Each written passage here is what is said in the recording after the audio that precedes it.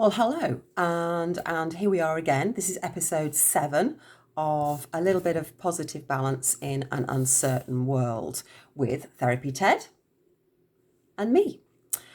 So today the balance starts off with an original trigger, which is chemical poisoning and or body chemicals. Now this can be chemical poisoning, as in what's outside that you're bringing in by breathing in or through the skin, but it can also be your body chemicals if you've got an excess of them. So say you're producing more adrenaline and your body's just getting a little bit too much.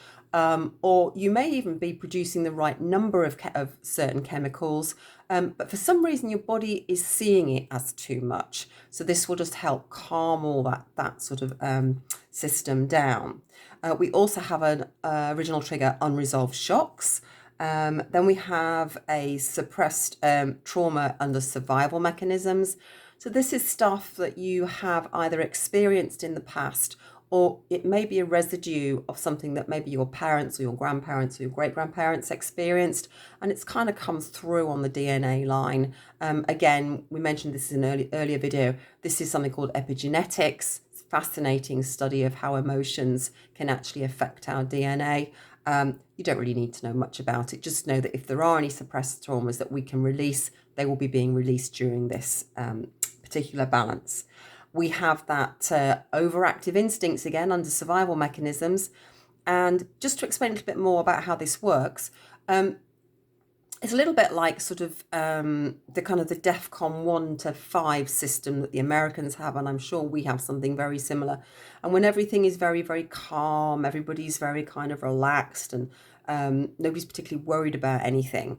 But then something happens and we kind of ramp up, and then something else happens and we ramp up again, and then something else happens and we ramp up again.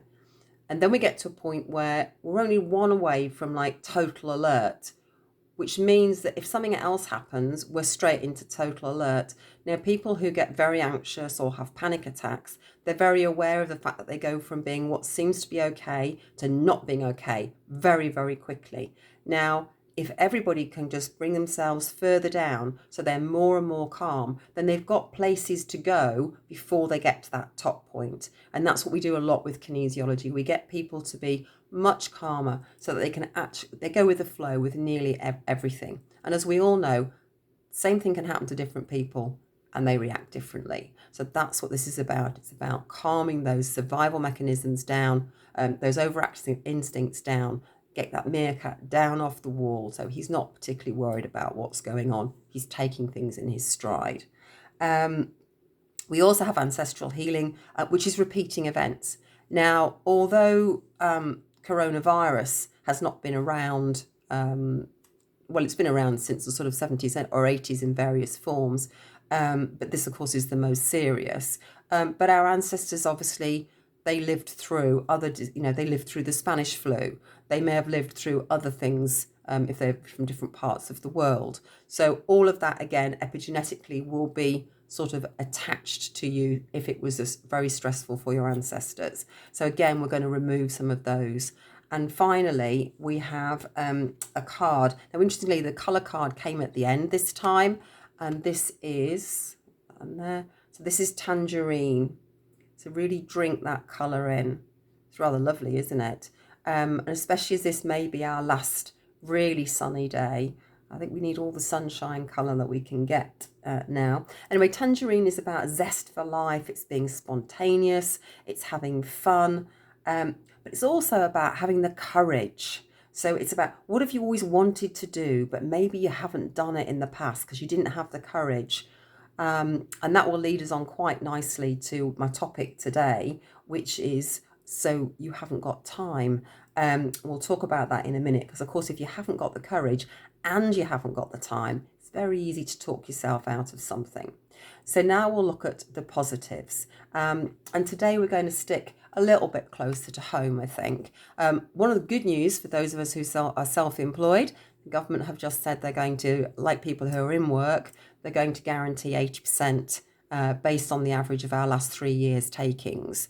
So we're not quite sure exactly when we're going to get that or how we're going to get it.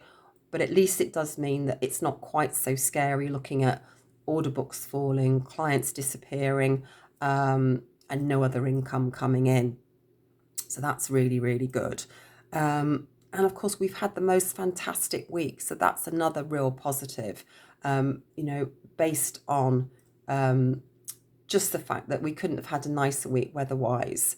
The sun's been out again. I think I've actually got a bit of colour today. Sat in the garden reading, which has been lovely. I mean, I haven't had the time really to really sit and read for a while. So again, that's so you haven't got time. So that's been really, really nice. Another very small thing, I was talking with a client today, and he was saying just how lovely it is being at home, and he's not having to do all the travelling that he normally has to do with his work. He has an hour and a half commute each way every day, and he's just loving the fact that he's working from home, and he's not having to be in that car on the motorways and all that kind of stuff. So I think that's really nice. So let's just go into then this, but I don't have time. It's something that we all talk about, and we say it a lot. Our lives are very busy. We don't have the time. And I think that we can sort of look at our lives now and go, well, that's not an excuse I can use anymore. Well, unless you've got small children at home, maybe you still don't have the time to do things that don't include your children. But if you're not in that category and you do now have what seems like quite a lot of time in the day, I mean, you may be working from home, but maybe you've gained back that commute time like my client has. So what are you going to do with that time? What have you maybe been putting off, and you think you've got a little bit of an underlying passion, or maybe there's something you wanted to clear out, or there's some conversations you've been wanting to have, but you knew it wasn't quite the right time because you needed longer time to have this.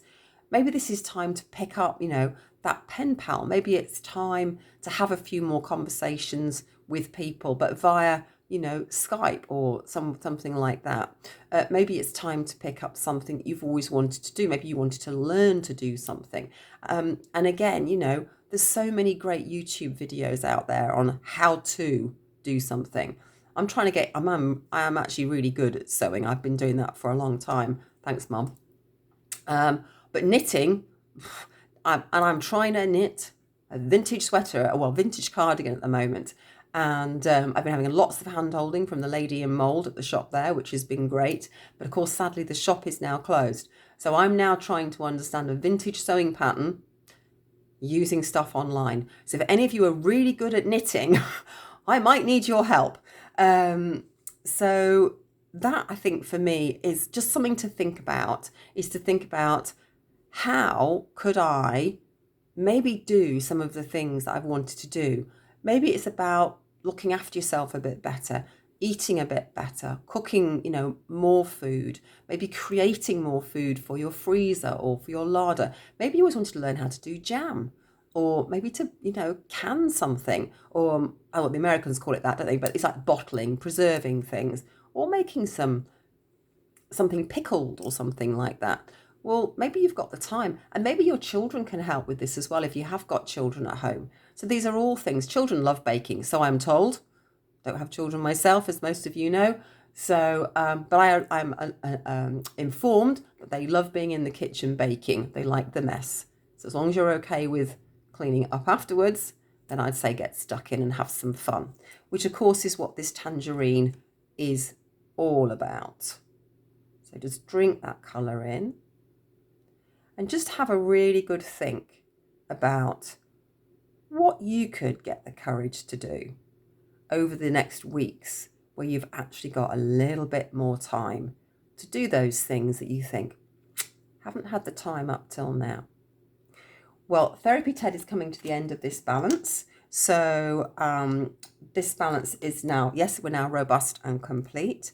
And based on tomorrow, we're going to talk a little bit about anxiety. So thank you very much for the suggestion from that. And I've had another client who suggested another topic of loneliness for the following day. So anxiety tomorrow, and then loneliness on Saturday. All right. Well, you take care. Keep washing your hands. Keep safe. Look at the positive. Make sure those meerkats are pulled down off the parapet. Keep them as calm as you possibly can. Keep smiling and having some fun. Okay, I'll see you tomorrow.